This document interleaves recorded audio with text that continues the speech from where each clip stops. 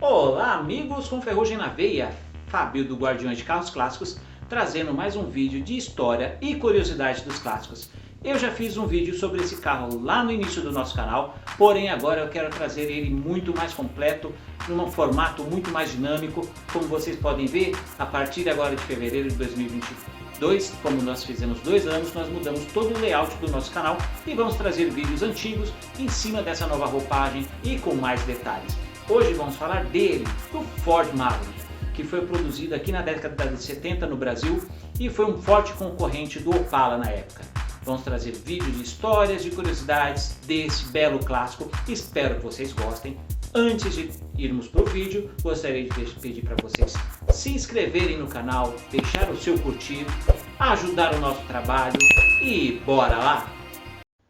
Olá amigos! Para contar a história do Ford Maverick, não podemos deixar de começar com a história do seu coração, o lindo motor V8. Na história do automobilismo, a Ford foi a primeira que uniu o bloco de 8 cilindros em V numa única peça, isso em 1932. Possuía 3 estruturas de virabrequim que juntava simplicidade e economia, e aos poucos tornou-se o motor mais vendido no mundo e que naquela época custava apenas $10.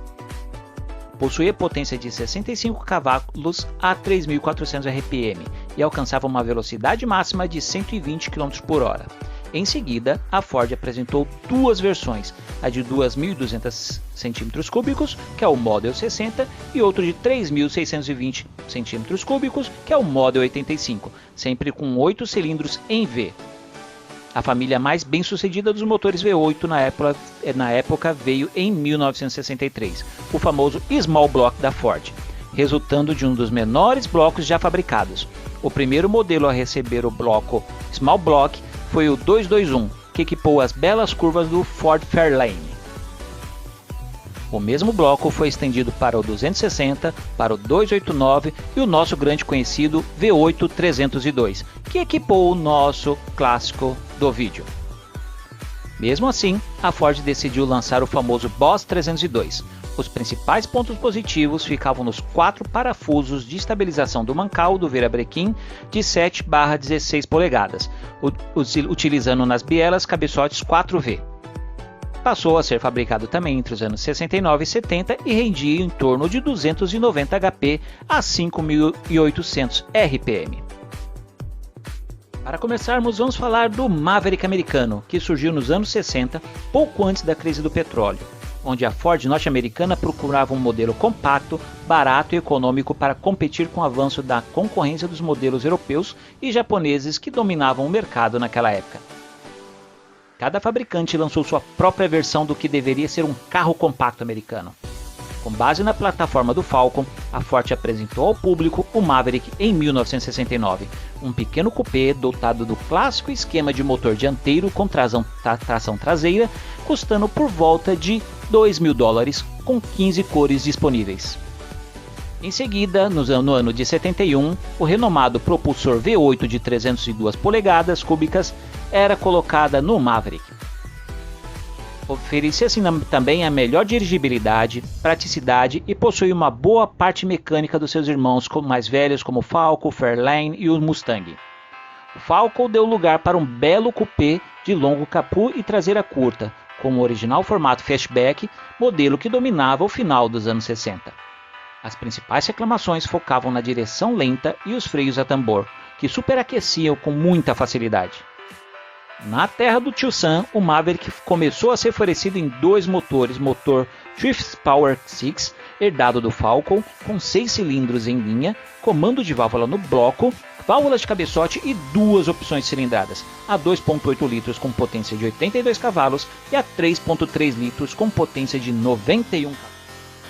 Em seu primeiro ano no mercado americano foram vendidos aproximadamente 579 mil unidades, sendo considerado o anti-Fusca que tiraria os compradores da Volkswagen. Em 1970 chegou a versão de 4.1 litros de 98 cavalos. Era apresentado o acabamento esportivo Grabber, com teto revestido em vinil, rodas com sobrearos cromados e painel traseiro de cor preta. Foi cogitado pela imprensa automotiva a promessa da adoção do motor V8 o Small Block de 302 polegadas, onde a Ford só confirmou a produção no ano de 1971. Os opcionais como freio dianteiro a disco, ar-condicionado e direção assistida foram introduzidos, fazendo com que o Maverick caísse ainda mais no gosto do consumidor. Já em 1972, duas versões foram apresentadas, a Sprint e a LDO. O Ford Maverick na sua versão Sprint era um pacote oferecido também no Ford Pinto e no Mustang, caracterizado por uma pintura branca com faixas azuis e detalhes em vermelho, além do interior revestido com o mesmo esquema de cores do exterior. Já o Maverick, na sua versão LDO, que significa Luxury Decor Option, contava com bancos de encosto reclinável, revestimento imitando madeira, tapetes em tecido, pneus radiais, calotas que poderiam ser na cor do carro e teto revestido com vinil. Mas foi somente no ano de 73 que a dianteira instaurou um detalhe que destacava as linhas do carro. No ano seguinte, o para-choque traseiro também sofreu modificações, alterando as levezas de suas linhas. Mas, oposto ao que aconteceria aqui no Brasil, o sucesso do Maverick nos Estados Unidos não foi abalado com a crise do petróleo do ano de 1973. O desfecho viria com a apresentação do seu substituto, o Ford Granada, no ano de 1975. Eis que no início da década de 70, a Ford resolve mudar sua gama de produtos aqui no Brasil e traz o Maverick. A missão do Maverick lá nos Estados Unidos era brigar com o avanço do Fusca. No Brasil, esta tarefa foi confiada ao nosso querido Corcel. Mas por aqui o Maverick enfrentava o glorioso Opala, substituindo modelos como o Itamaraty e o Aeroiris. No começo da década de 70, a Ford decidiu realizar uma pesquisa com alguns consumidores aqui no Brasil, com 4 veículos, todos brancos e sem identificação. Os veículos eram um Chevrolet Opala, era um Ford Corcel, um Ford Taunus alemão e o Maverick americano. Nesta amostra, os consumidores tinham que demonstrar uma certa preferência por um desses carros, e os consumidores daquela época gostavam muito dos carros europeus.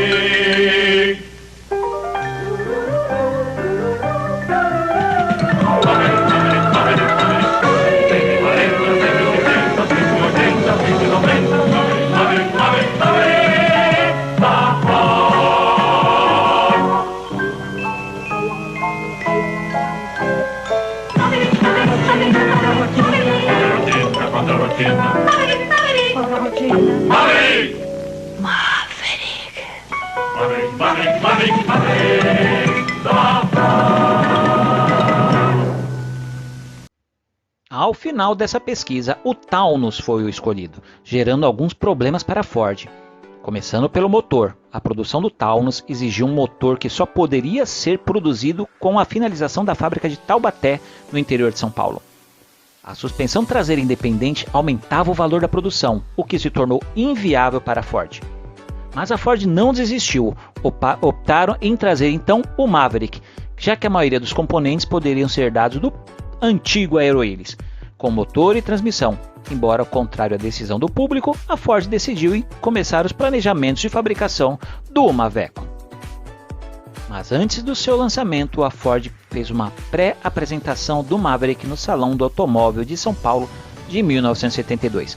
Mas o Maverick só chegou aqui no nosso mercado realmente no ano seguinte, em 73. Aconteceu também uma pré-apresentação do Maverick com motor 184, que contou com a presença de 40 jornalistas, isso no dia 14 de maio de 1973. Uma curiosidade é que havia uma pequena alteração no logotipo no paralamas dianteiro. Não possuía o chifre de boi na letra V, como nos Estados Unidos. John Garner, gerente de marketing da Ford, que deu o carinhoso apelido no Fusca de teto solar de Cornowagen, fez com que o chifre não fosse usado no Brasil. Os Maverick Super e Super Luxo eram equipados com motor de 3 litros, herdado do Aeroiris, com potência de 112 cavalos, 6 cilindros em linha e peso aproximadamente de 1.340 kg. Essa versão contava com suspensão dianteira independente, com braços sobrepostos e molas helicoidais, traseira com eixos rígidos e feixe de molas semi-elípticas. Eram oferecidos também, opcionalmente, o motor V8, todos com câmbio manual de 4 marchas no assoalho ou... Veja como foi a segunda fase do Maverick no Brasil. Nos Estados Unidos, o Maverick já estava aposentado desde 1977, mas a Ford apresentava na segunda fase do Maverick aqui no Brasil nesse mesmo ano. Alterações estéticas, novo interior, nova grade dianteira e novas lanternas traseiras.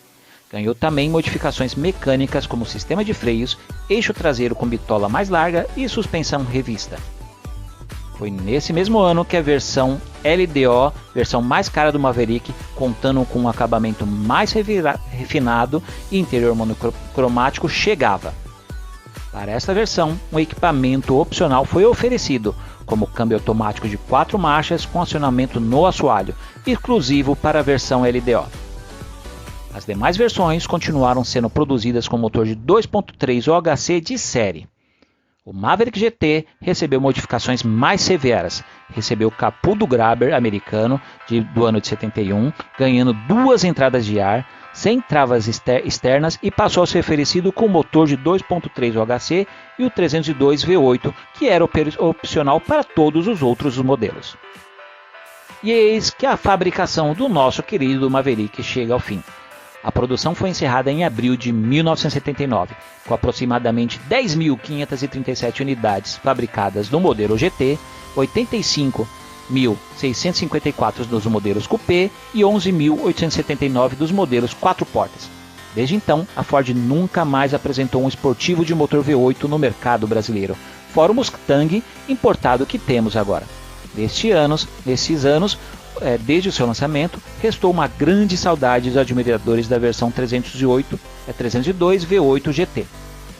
Em uma busca rápida que você possa fazer no Google, você vai ver como esses carros estão com valores elevados. Ele é muito querido no mercado de antigo mobilismo. E a título de curiosidade, vamos falar sobre os Mavericks nas pistas. Nas pistas, o Maverick se deu muito bem. Logo na sua estreia, o Maverick venceu a 25 horas de Interlagos no ano de 1973. Representado pela Greco Competições, a Ford mantinha uma equipe liderada por Luiz Antônio Greco e o motor 302 V8 recebeu cabeçotes Gurney Westlake e o comando de válvulas Bravo. Usava o carburador Weber 48 IDA, com aspiração máxima de 2.440 CFM. A GM então passou a oferecer o motor 250S para o seu Opala, que estava muito mais rápido que o Maverick. Sua potência era de aproximadamente 257 cavalos brutos do Maverick, e novamente venceu a estreia de 12 horas de Goiânia, prova que inaugurou a categoria de turismo. O quadrijet do Maverick foi aposentado no ano de 1976 por conta de norma técnica internacional de turismo série Grupo 1. E esta foi